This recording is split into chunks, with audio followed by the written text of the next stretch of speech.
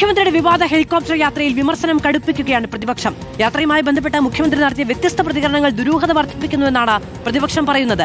ഏതു നിക്ഷേപക ഗ്രൂപ്പിനെയാണ് കണ്ടത് എന്ന് വ്യക്തമാക്കണമെന്നും ആവർത്തിച്ച് ആവശ്യപ്പെടുകയാണ് പ്രതിപക്ഷ നേതാക്കൾ. ഹെലികോപ്റ്റർ യാത്രയിലെ വിവാദം അവസാനിപ്പിക്കാൻ മുഖ്യമന്ത്രി തയ്യാറാകുമോ?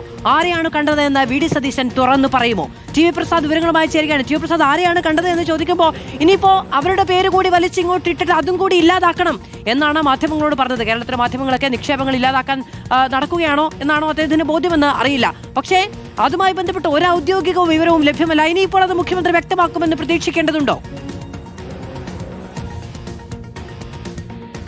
മാധു, ഒരിക്കലും വ്യക്തമാക്കാൻ സാധ്യതയില്ല എന്നുള്ളതാണ് ഇതിൽ ഉറപ്പായുള്ളൊരു കാര്യം. അങ്ങനെയാണെങ്കിൽ ആദ്യത്തെ വാർത്താ സമ്മേളനത്തിൽ തന്നെ മുഖ്യമന്ത്രിക്ക് അത് പറയാമായിരുന്നു. രണ്ടാമത്തെ വാർത്താ സമ്മേളനം കഴിയുന്നതോടുകൂടി അതിലെ ദുരൂഹത ഒന്നുകൂടി വർദ്ധിക്കുകയാണ്. ഇപ്പോഴിതാ കൂടുതൽ വിവരങ്ങൾ പുറത്തേക്ക് വരുന്നു. ആരും ഈ സംഭവത്തെക്കുറിച്ച് അറിഞ്ഞില്ല എന്നുള്ളതാണ്.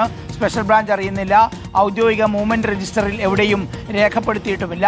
അങ്ങനെയെങ്കിൽ എന്താണ് സംസ്ഥാന സർക്കാരിന് ഇത്രയും താല്പര്യമുള്ള നിക്ഷേപം എന്നുള്ളതാണ് ഉയരുന്ന പ്രധാനപ്പെട്ട ചോദ്യം.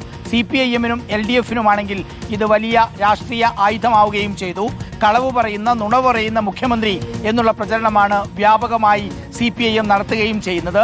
എന്തുകൊണ്ടാണ് ഇതിങ്ങനെ മറച്ചു വെക്കുന്നത് എന്ന കാര്യത്തിലാണ് ആർക്കും ഒരു എത്തും പിടിയും കിട്ടാത്തത്. എന്തുകൊണ്ടാണ് അത് പറഞ്ഞാൽ എന്താണ് മുഖ്യമന്ത്രിക്ക് പ്രശ്നം എന്നൊക്കെ രീതിയിലുള്ള പ്രചാരണങ്ങൾ വളരെ സജീവമായി നടക്കുമ്പോഴും അത് പറയില്ല എന്ന ഉറച്ച നിലപാടിൽ തന്നെയാണ് മുഖ്യമന്ത്രി നിൽക്കുന്നത്. ഇനിയും ഈ ചോദ്യങ്ങൾ ആവർത്തിച്ചുകൊണ്ടേയിരിക്കും. പ്രതിപക്ഷത്തിന്, പ്രത്യേകിച്ച് CPIM-ന് വലിയ ആശ്വാസമായി ഇത് വലിയ രാഷ്ട്രീയ ആയുധമാക്കി അവർ ഉയർത്തുകയും ചെയ്യുന്നു.